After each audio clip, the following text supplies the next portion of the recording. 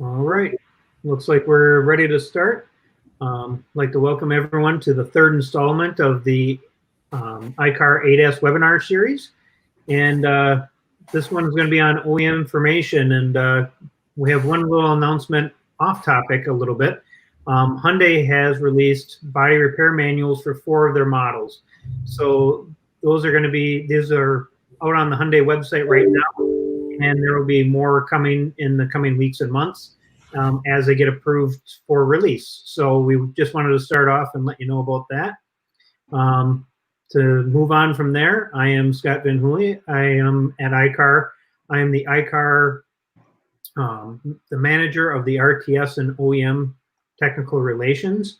I've been with Icar for about 10 years, was a collision repair technician and estimator before that for about 10 years. So I got a good 20 years in the industry.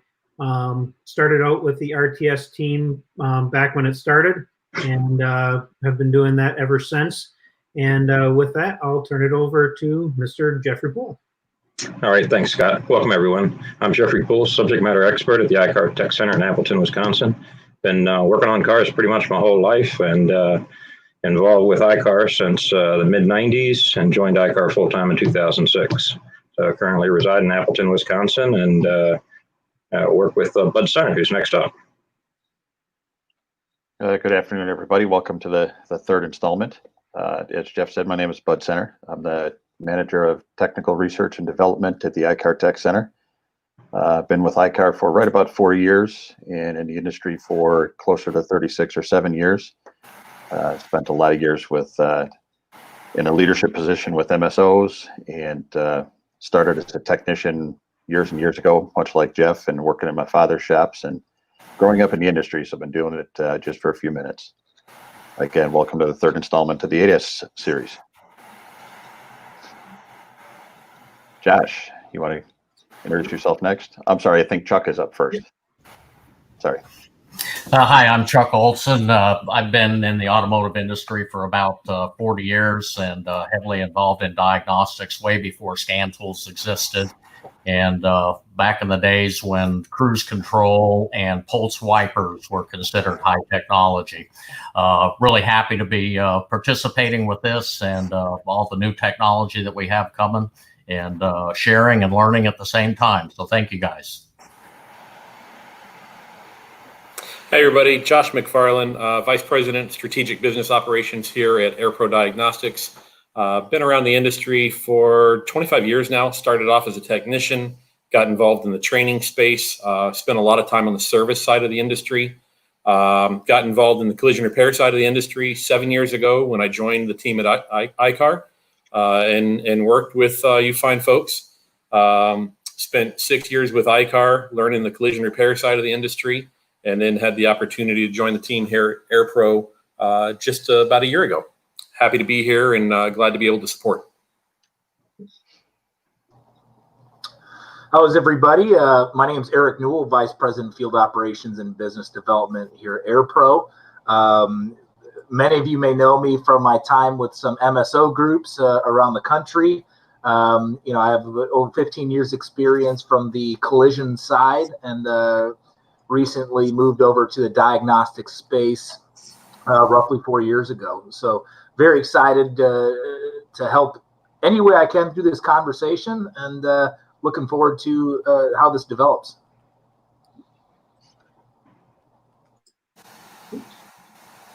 So, Chuck, you mentioned the intermittent wipers and things like that, and it brings back fond memories of cold solder joints on intermittent wiper boards that made it more intermittent.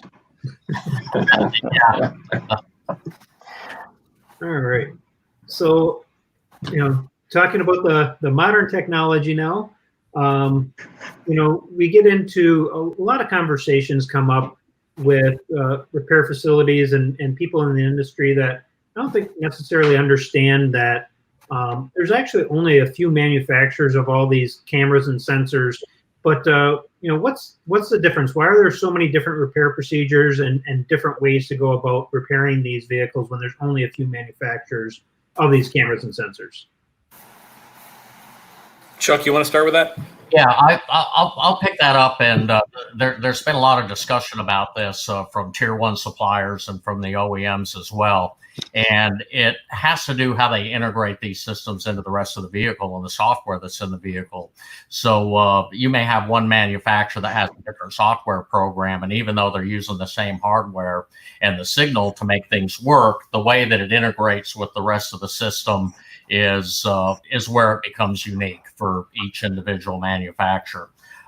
So you may have one manufacturer of say a camera input that's using that camera input for a lane keep warning, not necessarily lane keep assist. And you may have another vehicle that has an electric steering column, and then that'll be a lane keep assist, and that takes a different level and a different method of setting and integrating that learn feature into the rest of the vehicle. And that's one of the main reasons why from manufacturer to manufacturer and even trim level to trim level, you can run into differences in the calibration. So it's quite interesting how integrating the rest of the technology that's been in the vehicle for quite some time all plays a role in that. Yeah, it's something that we try to cover in each of our courses that we put out on this kind of thing, right? When we talk about calibration of forward-facing cameras or radars or whatever it may be, we talk about the fact that the manufacturers are using very similar technology. In a lot of cases, it may be the exact same technology, but they have different names for the systems and different software driving those Right. sensors. And as a result, they have systems that require completely different calibrations and setup and things like that. I mean, there's just so many of those different systems out there. And if you look at the OEs and they have take any vehicle, for example, a Chevy Silverado, whatever it may be. And from one year to the next, they have similar systems, but they're enhanced and they have more and more technology coming out. And you find that in most cases, they're using the same sensors. They're just enhancing the software driving those things and the integration with one system to another so that they perform differently, but they're using the same technology to drive it. Yeah, Sure. So I think, one of the things that's interesting about that is, if you think about it from a collision repairer's perspective, ultimately you want your estimator to be able to go out and do a walk around the vehicle and be able to identify what systems are present and have that become a component of the estimate that you're putting together and the blueprint process and all of those different things.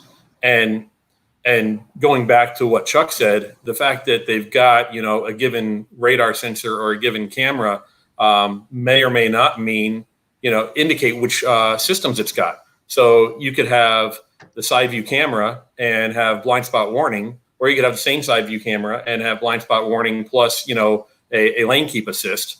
Or any of those types of combinations, and so you've ultimately got to you can't just look at the hardware and determine what systems or functionality is present. Yeah, good point. I mean, in some cases, you can go into the OE service information and do a VIN search, and it'll Right. give you some of the as-built data so that you understand what systems might have come equipped on that vehicle. But you're right, there are a lot of different things you have to look at to determine which systems are available on that vehicle. Yeah, and then some of the OEMs won't have a VIN search that you can do. It's just a manual. You go in there, and so you don't know how your particular vehicle is equipped sometimes until you start doing some of your diagnostics. But one thing that might be a little bit more comfortable for the collision repair industry, it's with calibration, it's no different than how you repair the structure on a Toyota is going to be different than how you repair it on a Chevy. They have such different repair procedures and repair methods. It's the same thing with calibration. There's different things you have to do, different procedures. It's what they have developed and tested and proven to work with their vehicles. And that's one thing that you have to always follow the OEM procedure, because it doesn't translate because that has not been tested or proven on that particular vehicle. So you have to follow the procedure that's documented for that vehicle. Absolutely. Yeah, what needs to be the things that need to be tested as well. I find it really interesting with ultrasonic sensors that have been used for park assist for well over a decade, And now with those same sensors in the same place, they don't look any different, but now they are an input for automatic reverse braking. So if you're backing up and you sense an object, if the vehicle is equipped with that software where it ties into the ABS system, which has gotten much more complex, rather than just giving you a warning and you keep backing up and maybe bump into something with a warning, it's just going to apply the brakes for you and prevent that to begin with. And correct me if I'm wrong, but I think some of those ultrasonics also tie in with some of the driver assist parking features. Yep. Yes, they are now. Yep, absolutely. All right. So let's take the little venture and let's talk about how the domestic OEMs, so the Ford, Chrysler, and GM, how they approach calibration information, where you find it, and what their strategy is for that information. Why don't you take that, Eric? You've been doing a lot of that out in the field. Yeah. So, typically with the domestics, most of their calibrations are dynamic in nature. I think, as we talk about calibrations, for those that don't know, there's two kinds of calibrations, dynamic and static. Dynamic is typically a drive cycle, no targets involved. Static is where you're setting up the targets, right? So as we discuss where the information is and what kind of information, we'll likely be utilizing those two terms often. So it's important to understand those. With the domestics, much of it is dynamic in nature. As you're getting this information, the most simplistic way to get it and how they approach the information is look directly in the SI, right? We all know to look up those procedures, and it will clearly lay out what equipment is required, the space required, what targets required, if any, and what drive cycle is required to relearn that process. So with domestics, it's a little simpler because most of them are dynamic in nature, and it eliminates the need for all that space and those targeting, those target kits that may be required on the other side of the fence. Yeah, and I think it's important also to point out that when they're using these or diagnosing these systems, looking at the calibrations that are required, even if it's just a dynamic, it's more than just plugging in a scan tool and seeing if there's something going on or there's a code that comes up. I've had a number of folks that when they talk about these dynamic calibrations, they think, well, I can just go in and plug in the scan tool and tell it to set it to learn mode and go for a ride, and it's set. And that's not necessarily always the case. We need to still go in and access the OEM service procedure to understand what is required to calibrate that system. And then I've had others say, well, if I plug in a scan tool and I don't see a DTC, then everything is working. Well, again, that's not necessarily the case either. It may be that, there's thousands and thousands of DTCs possible, right? And we got 8 or 10 maybe trouble lights that might come on. And if they go in and there's no DTC, it's possible that there's a certain criteria that has to happen before it's going to set a DTC, even if the system's not functioning properly. So there's a lot that they need to take into account, and they need to make sure they understand the service procedure and plugging in a scan tool and understanding how to set it to learn and go out and doing that dynamic calibration. So, Bud, hold on a second. Are you suggesting that it's possible for there to be a fault in the vehicle and not have a trouble light on? No, I would never say that. That can't possibly be the case, right? Right. Exactly. It happens all the time. It's conversations that I know you've had, I've had. You go out into. Oh my God. It's amazing how many people don't understand that yet. You and I have had this conversation before, but I remember coming into the collision repair space 7 years ago, and this was a topic that was just kind of developing at that time. It was a conversation that was just becoming relevant, and it boggled my mind that it was a conversation that needed to be had. Because again, I came from the service side of the industry, where I got into the industry in the mid '90s, which is around the time that OBD2 was deployed, and diagnostic trouble lights or fault indicators of some sort was just part of the landscape. It's like saying that the car has 4 wheels. It just and the fact that we're still talking about it 7 years later, and still, I mean, in our space, so we're in remote diagnostics, and we have conversations with potential customers on a daily basis where we've got to help them understand that just because there isn't a light on doesn't mean that there isn't anything wrong with the vehicle. That's why you have to get in and inspect the system. Right. So what's interesting, we can go out and we can plug into a brand new vehicle that's never had any damage or doesn't have any problems, and there's probably going to be some codes in there. Yeah, there's no problems. Yeah. Well, it's important to know that just because, when we talk about calibrations, one, we have to understand is when we need to do them, right? That's all going to be in your service information. But I think the most simplistic way to think about it is if you're manipulating that radar or system anywhere outside of its original position, i.e. you've R&I'd it, you've replaced it, you've done any kind of work to it, that should prompt you to look up this information and determine whether it needs to be calibrated. And, some of the challenges out there, we talked about it may not trip a light. It likely won't give you a DTC because it is, in fact, operating as designed by the manufacturer. It just may not be pointed in the right direction, right? And that's what you're doing when you're calibrating these vehicles, is you're learning the vehicle that all systems are pointed in the correct direction and operating as designed previously. Likely your diagnostic will tell you it's working correctly, and it probably is, but it may be pointed 3 or 4 inches in the wrong direction.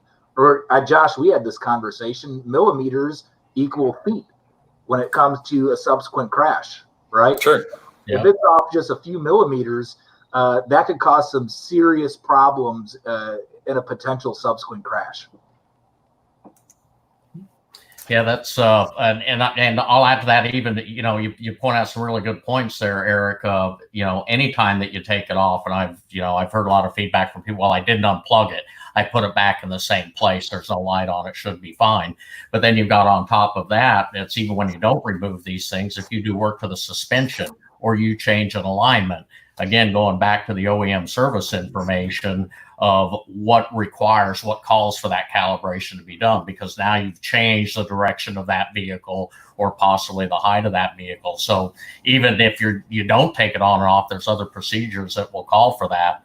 And also it's important for the preparation, even though you're doing a dynamic calibration on a lot of these, on a lot of the domestics, there's still preparation steps that are in the service information that you have to account for, whether you look at that it's mounted correctly, it's pointed in the right direction, and some of them even have to lay an inclinometer on it and make sure it's within plus or minus 2 degrees before you get into the dynamic calibration. So there's even though it's a dynamic calibration, you still have to follow the steps in preparation before you go on that road test with the scan tool.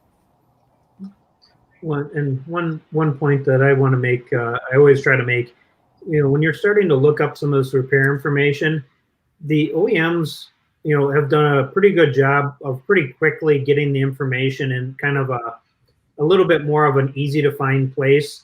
When this stuff first started coming out, it was kind of spread out all over. It was in different places where they kind of thought, okay, maybe it'll go here. But I think a lot of them have quickly realized, even on the service side of the house, that having that information in a kind of a general ADAS area is starting to help with some of that. They've come out with some different tools and things like that, or different cheat sheets, if you were, of where that information is and what the calibration events are. And we're starting to see a little bit more of that. We did get one question that came in that they want some clarification if in some instances where a part is misaligned, they're asking if that will throw a DTC or not. And I think it's yes and no. Sometimes it will, sometimes it won't, right? Yep, maybe. That you just don't know. That's make model and system specific. Some makes and models, and I know Chuck knows this, he'll probably add, some makes and models are great about throwing a misalignment DC. Some don't at all. And that's why you go back to what did you do to the car? What repair operations were performed? And do those repair operations call or indicate from the manufacturer the need for a calibration? I don't know if I could put it any differently, Chuck. Yeah, and it does. Some of them do look at a specification, and if the system doesn't activate or doesn't see things right, it is possible after a period of time of driving of that system not working, if it's misaligned, that you could get a DTC, but it's not a definite one way or another. I've seen some manufacturers to where the radar unit is grossly out of adjustment and it's pointing in the wrong direction. It's not getting any feedback. And it sets an obstruction code. It doesn't tell you that it's out of alignment, but eventually it sets an obstruction code. When you go to inspect, it is grossly pointing in the wrong direction, either straight down to where it just can't pick anything up. So what doing your inspections and making sure that you follow the setup and alignment procedures is very important. And is what finally tells the story is, does the system behave properly? I'm going to go a little bit into road. Right. So, I mean, you can do all this stuff, do this stuff right, have a successful calibration with something that the tool tells you is successful, but you can still have something pointed in the wrong direction, and the road test will be the telltale. Did it activate properly? Is it hugging too close to the line on the steering assist? So you got to follow up with that functional test of that road test and make sure that it works properly. And also what Bud, you had brought up about the diagnostic routine before the computer can sense and run its self-diagnostic with its internal logic to give it the opportunity to set a code if it will. Right. You know, Chuck, there's, you bring up an interesting point about the misalignment, and kind of going back to the question from Cedric about whether or not it's going to throw a DTC. I've got personal experience with a vehicle last fall where the vehicle had damage in the front end. It had been improperly repaired, basically just a repair made to the bumper cover, and it had a front radar for automatic emergency braking. And in this case, the system did not have any lights on. So it presented as though everything would operate normally. When the vehicle was driven down the road, it was driven under an overpass, and the overpass was enough to set off an alert on the dash saying that it thought it was going to be in a collision, and it was trying to mitigate that risk. So it activated because it thought it needed to, based on being pointed up towards the overpass. And then upon a diagnostic inspection of the vehicle, we discovered that it had a radar stain code, and that was the only DTC that was present. It did not have a misalignment DTC. It had a radar stain code, which, as we all know, can be set for things as simple as, ice or snow buildup on a bumper cover, or even, excess dirt, or, in this case, it was an improper plastic repair to the bumper that was setting the code. But this was a situation where, there was no indication that the system wasn't going to work as designed. And driving under an overpass with no obstruction in front of the vehicle, an obstruction above the vehicle, was enough to make it nervous. And I think there was also a question about, road tests and metro traffic. So, we're talking about these dynamic systems, or talking about the dynamic calibrations.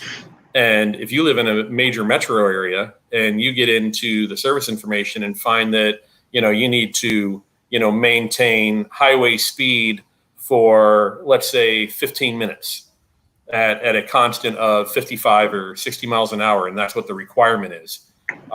There are certain areas where that's going to be really problematic in order to achieve that.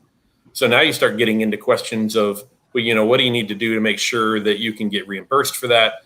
How do you document that? Because that's time that you're investing in that repair that is a required component. And it's going to look different for you in that setting than it might in, Appleton, for instance. It's the effort or the amount of time required is going to look different. Right. Yeah, only a problem in the wintertime when the snow's on the roads and they can't see the lines. So there's a note over there, a question about instances where weather, snow, cold, heat, humidity could throw off calibration. I don't know about throw it off, but certainly in some cases make it so you can't complete a calibration on a dynamic if there's something blocking the view of whatever that sensor is supposed to look at or see. Sure. Don't know that temperature extremes would really get it, because most of these systems they are designing to, I want to say, stand up to the temperature extremes of North America and other climates, pretty much from border to border and beyond. So humidity shouldn't really be that much of an issue. Again, unless you've got dew on the windshield over top of the forward-facing camera or something like that that's distorting its view. Don't know if I missed anything there that anybody else wants to add anything to. No, I think we're good on that one. All right. So let's talk about some of the Asian OEMs. How do they approach it? What's the differences in their repair information and repair procedures that is kind of unique to this group? So I can start there. First, when we talked about the domestics, it was predominantly dynamic calibrations, and emphasis on predominantly, because there's exceptions to every rule. In the Asian OEMs, generally speaking, you're going to deal with more static calibrations, or in some cases a mix where you've got to do some static and then some dynamic. Another kind of unique component, if you will, would be Subaru with its eyesight system and the dual camera system. So some of the requirements there, or the steps that you take there, are a little different. But generally speaking, you're going to deal with more static calibration in this space. Chuck, why don't you want to go a little deeper with that? Yeah, so and it is pretty much the trend across the board with most of the Asian manufacturers with the static calibrations for the cameras and for the radars as well. And with that, again, that doesn't replace the road tests with setting that up. And one of the things that, with the information that you have in there of going to the service information, there's several different sources, is make sure that you check that service information each time, because there are updates to that information that will happen, of methods to set them up and with the targets and things that aren't working and that kind of stuff, and right down to ride heights, to the height where you have to measure between the center hub to the fender of the vehicle. So that's a specification that needs to be input. And another thing that I see that's unique with the Asian manufacturers is the scan. That's an input that the technician inputs. It asks you to measure it. And if it's within a certain point, you can tell the scan tool it is when it isn't, and it will probably calibrate, but it won't behave properly. So go to that information each time. And I think this is something that the newer generation coming in is getting right off the bat. But for some of us older guys, it's been difficult to get past, is we used to benefit from memorizing things. You can't memorize things today. Just because you did something and this is the way that it worked 6 months ago, or you did a camera on one and this is the way it did. Memorizing those things is a detriment today, just because of the new procedures and going into having to go in and review them each time and look for changes. Yeah, and to kind of piggyback on something you said earlier, Chuck, I received a phone call from somebody about 2 weeks ago. They were having a challenge with a vehicle. They had done all of the calibrations and put the car back out on the road, and it didn't seem to be responding right with the lane keep assist. And the more we talked through it and then looked up the OE procedures, they went right to the calibration, but missed the part where the OEM said, when you do this, you must complete a wheel alignment, which includes changing the steering angle sensor. And because that steering angle sensor wasn't reading right, the system wasn't responding correctly. So it's more reinforcement that you have to go back and look at those procedures and understand everything that they require, not just go right to the calibration. Yeah, right. It's important that you print the procedure, right? So that you can be on the car, following it. But it's even more important to print it the next time you do the same car, right? Look it up each time. I think to add to Chuck's, one of the things I've noticed the differences between domestic and Asian is the Asian makes are notorious for having more requirements prior to the calibration. Honda full tank of gas is like step 3 on all their procedures. Nissan ICC full tank of gas, and an alignment, right? The Asians have, what I have seen out in the field, just more requirements and things to verify prior to actually getting into the setup and measuring of the vehicle. So be sure as you print these procedures, it may not seem like a big deal for a full tank of gas, but that's establishing the right height of the vehicle, right? The load that is essentially on the suspension at the time. So though a full tank of gas and alignment, you may think it doesn't need it. If it's in the procedure, make sure it gets done. Yeah, I think some of those little hyperlinks that are within the service information are easy to just kind of breeze by, and some of those hyperlinks will take you into some of that detail that sometimes we miss. That's real important. You're exactly right. All right. So, Jeff, I know this one was kind of one that was near and dear to your heart. Yeah, I'll jump in here real quick. So as I've spent a lot of time in service information and around cars and digging in there, and I got to say, through in my heart, in my younger years, I was pretty much seat of the pants on a lot of things, and we didn't necessarily have the access to the diagnostic information that's shop 20 years ago, and I'd go out there with my, I'm going to call it the 10-minute rule of checking the fuses and some of the common sense stuff before I said, okay, I'm done. I need the service information, and that's not setting a time standard for anybody. That's just Jeff's personal thing. And that's how much time I was willing to donate. But ultimately, as we dig into the service information now, what I'm finding is that some of the vehicle makers, like if I've got a DTC on my scan tool, some of the vehicle makers, I can go right into the service information and look up that diagnostic trouble code, and there it is, and there's all the troubleshooting path that I need to follow on that code. Whereas others, if I go into the service information, I've got I'll say a diagnostic trouble code on my scan tool. Maybe our scan tool is kind of limited what it can do. Now I go into the service information and I see procedures in there that say, this is how you put the part on and take it off and torque it to specification. But the description and operation information and things like that are hidden someplace else. And maybe y'all can help me find some of that. Yeah, to kind of piggyback a little bit on the getting into the procedures and following everything and understanding, I was looking through some procedures for a European car maker as part of some course development we're working on, and ran into one that depending on, I guess, going back and understanding what the estimators need to know up front, right? But this was depending on which type of radar you have in the vehicle, which system it's using, again, within the same vehicle manufacturer. The requirements or the allowances for bumper repairs were significantly different. One system, you could only clear coat the bumper if you in the area of the sensors, and they weren't real clear about the area of the sensors, but in that area you could only clear coat the bumper in that area, no color coat changes. If it got a scratch that went down to the color, you had to replace the bumper. If you had the other type of sensors, if the scratch got down to the color, you could repaint it up to 3 times, but only very specific colors. So it depended on what color your vehicle was, whether or not you could repair a scratch, or if you had to replace the bumper as a result of a scratch in the area of a sensor. Yeah. But getting into the detail and digging, it's critical.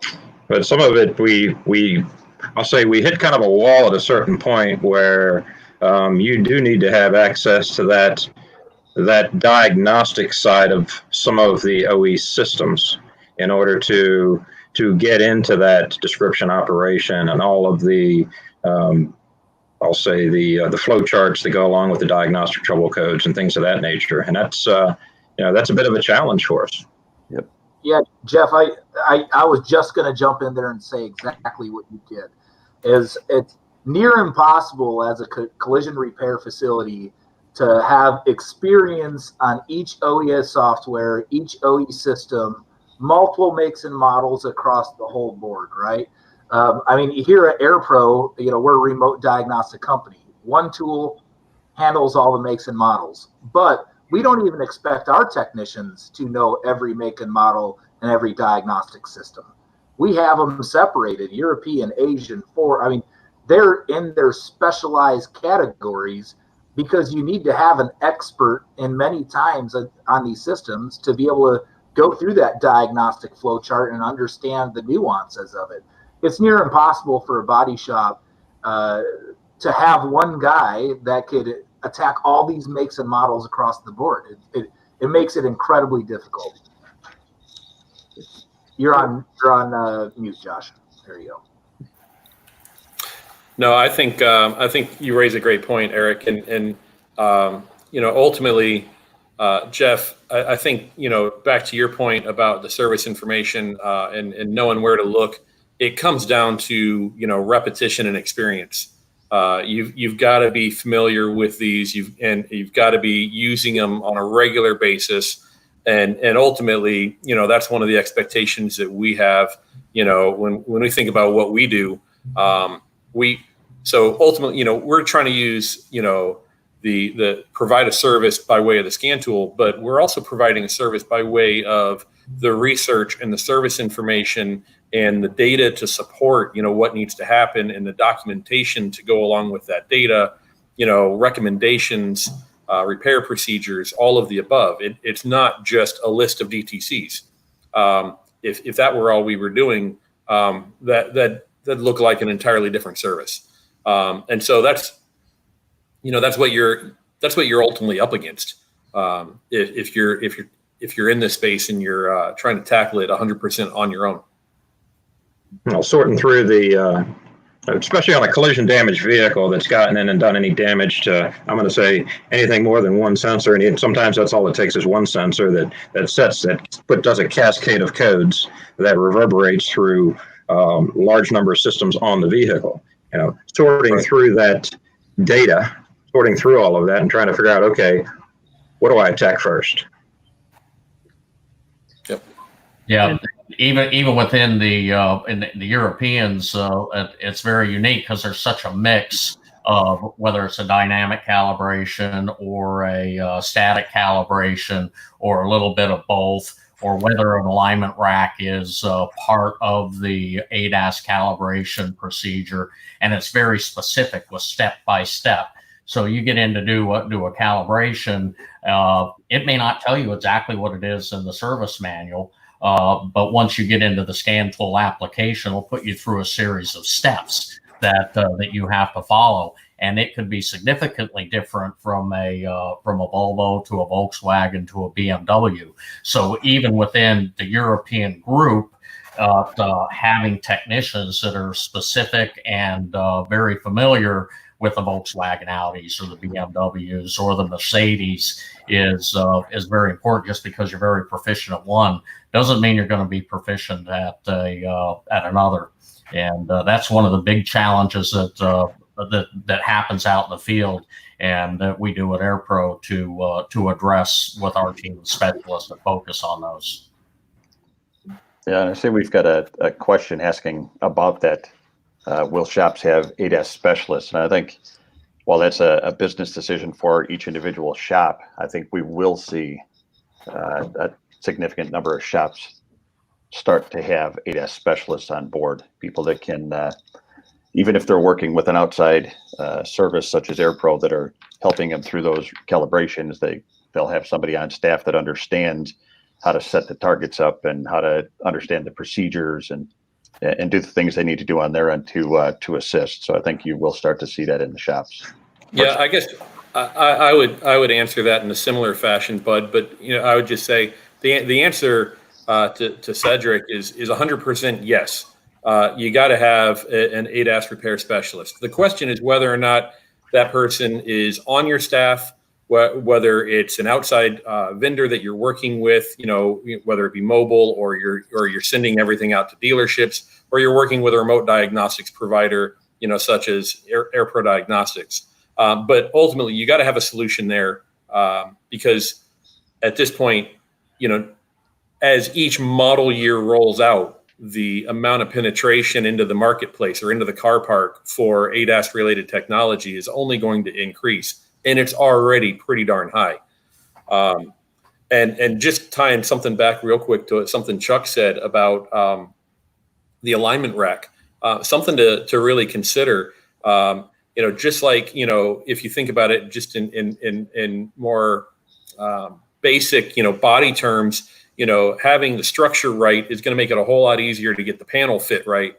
If you don't have the system aligned correctly, the steering and suspension system aligned correctly to start with, you're going to have a really hard time getting the rest of the work that you do for calibrations to result in a system that operates normally. If you don't get the basics right, then you're going to run into more trouble down the road. Agreed. Yep. Well, and I think one thing that is kind of universal, we're starting to see a lot more, is so a lot of these sensors, even if they don't have a calibration, they may have an initialization or a programming that needs to be done. Then you need to tell that part what it is, who it is, what it's supposed to be doing on what vehicle before it'll start working. And so, Ford has it, Honda has the European ones, they all have it. I mean, BMW has had us programming headlights for a long time now. Yep. And so that's one thing that's kind of universal, starting to kind of trickle down through all the OEMs, is some of that programming and initializations. Yep. And that's another prerequisite before you get to the calibration stage.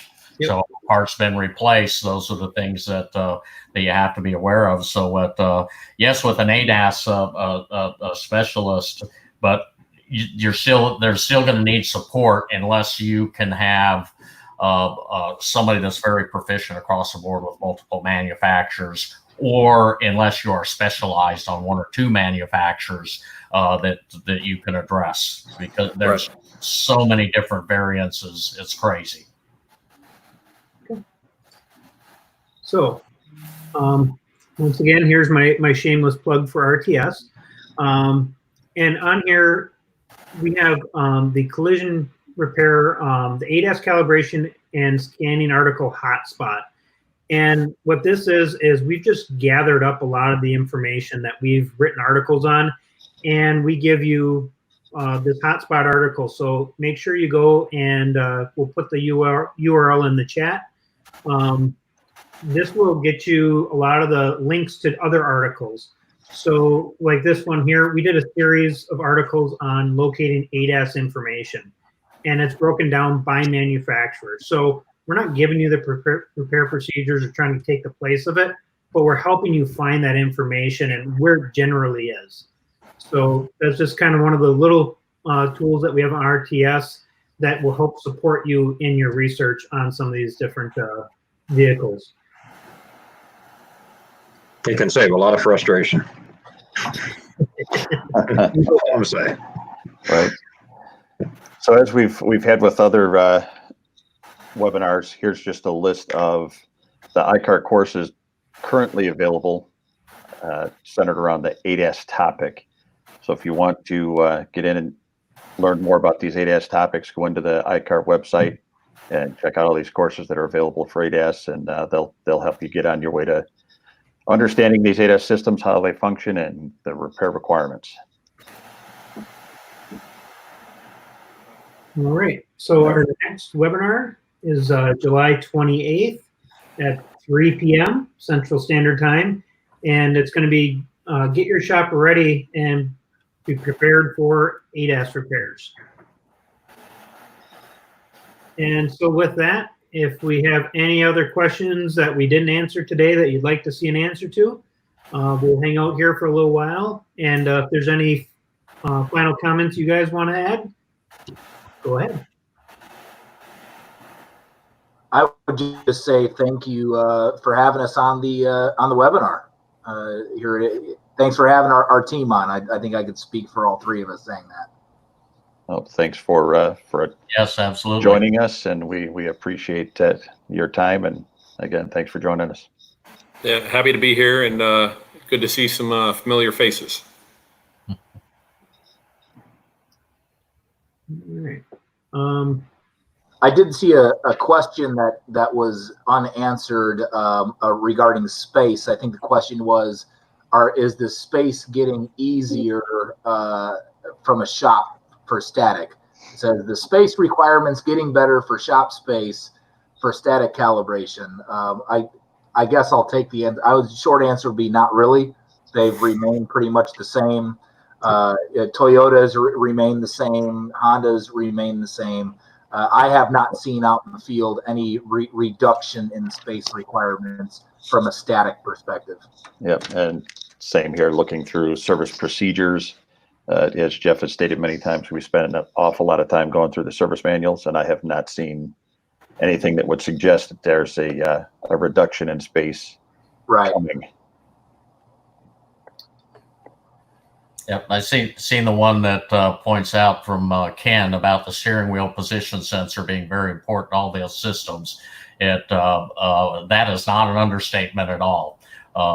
Steering angle sensors, when they first got introduced with stability systems and anti-lock, part of the anti-lock brake system, to know the steering wheel input for the analog brake system, that is an integral part today in just about every ADAS function on the vehicle.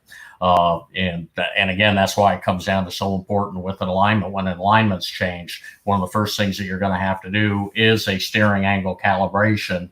And it's just another angle of knowing what the service information is for the vehicle that you're working on.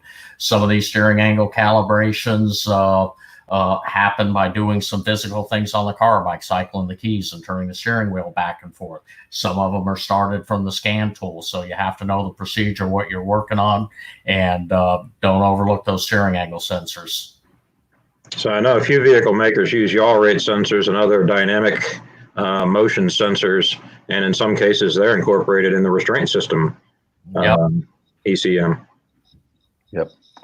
And I see one one question just came in about will the webinar be available again? And the answer to that is yes. Immediately following this webinar, it becomes available on YouTube, so you'd be able to check it out again if you'd like. Thanks everyone for joining us. Thanks again. Thanks everybody. Appreciate it. Thank you.